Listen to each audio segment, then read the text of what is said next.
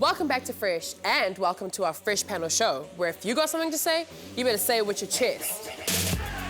Pacific peoples, we're physically built to dominate sports, something rugby and netball have been cashing in on for decades. Some of our most wealthiest and famous athletes are of Pacific heritage. But are NZ sports taking advantage of Pasifika athletes? Today, we're talking New Zealand sports. Are they down with the brown, or are they downing the brown? So, does poaching Pasifika players from the islands provide or limit opportunity? What do you think? In an effort to make everything about myself, I do have a story about this. Good. So I am one of these players, however, I wasn't taken from the islands. So I grew up north in the Bay of Islands. I was spotted and taken. So, I mean, parents knew about it, don't they? I was 14 and I moved to Auckland and I lived with just like a bit of an elderly couple. I hated every second of it because it was really hard for me to come from a really loud moving house to nobody. My school, Bay of Islands College, had about 300 students, and then I went to Massey High and there were like 3,000, and so there were just people everywhere, and there's a lot of like how I grew up was very different to what I had to adapt to. Bottom line, I don't like that we are poaching players from the islands, and I think it's because we're not looking after who they are before who you can make them. I just worry about them, especially knowing that money's starting to become a thing. From what I can see, there is two sides to it. There is some different negatives to pulling Pasifika players, athletes out of their home country and then putting them into like a New Zealand environment. Well, I'm like, I really want them to be an athlete from their own original country, and I want them to represent their country and make a lot of money. The fact is, some of those kids will never get that opportunity unless they come to New Zealand and they integrate into like a New Zealand school. The argument is, if they didn't have that, like, would they have that opportunity necessarily in the islands? But I think that's the question, is like, sports people being supported on like a holistic level, not just to play sports. So it's clear that Pacific bodies are naturally athletic. I'm just wondering why it is that we're overrepresented in rugby and underrepresented in cricket, golf. I think there's social barriers, financial barriers. Right.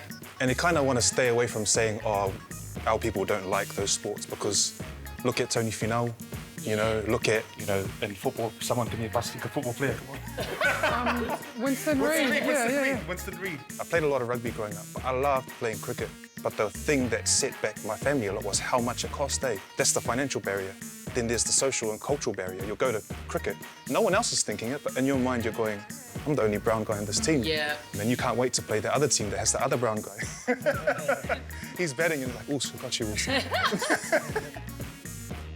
You finished playing at 19? Forced. I finished at 22, actually. Did you? Yeah. And that was through injury, right? Injury, yeah. Were you supported? Like, it's like, if you would like to come back, this is how we are, but if you don't want to, then how can we help you find a job or move forward? Did any of that happen for you? What helped was parents and a dad who always said, like, hey, like, you've got to have options. I feel like that's where the issue lies, is that not everyone has the values that your parents have instilled in you to understand that life will go on.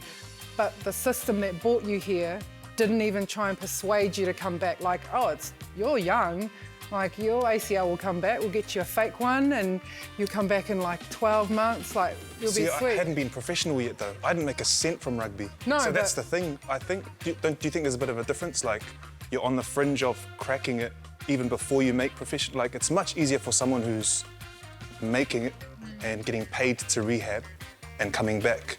I do strongly believe that going forward we need to culturally understand who we are taking and where we're taking these kids from. It feels like we only plan for success. And when we don't get it, whether it via injury or they're not as good as you thought they were when you saw them, because that can be a really disastrous domino effect, not only for this person but their family and where you've taken them from. Do you think that this pressure that we put on young men and the lack of support that we provide for them is a contributing factor to the deterioration of their mental health? Definitely, but that is a long discussion as well. I think, yeah, it's another topic altogether. But it's definitely part of what we have seen in the past with our young men, you know, unfortunately taking their own lives because the pressure is so heavy on them. There is a whole other argument in terms of mental health when it comes to our young men playing professional sport and young women as well. Just thinking about it now, because you guys have got me thinking about it. Like I had family, I had a place and a setting that I was familiar with, so you can find your roots again. But you get players that come over here and don't even have that. That adds to it as well. He's lucky that when he actually did his knee and he fell onto the ground, he grabbed it and went, "Oh!"